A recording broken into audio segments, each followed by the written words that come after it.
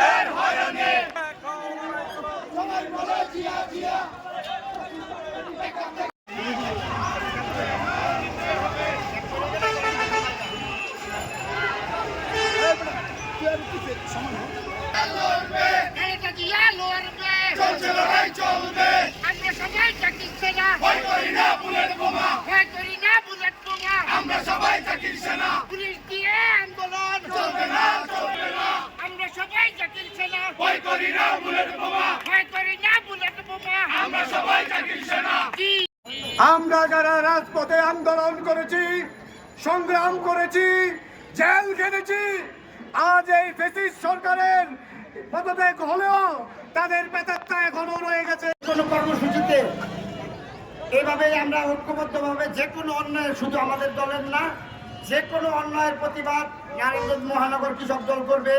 জাকির খানের সৈনিক হিসাবে আমরা সকলে করবো ইনশাল্লাহ।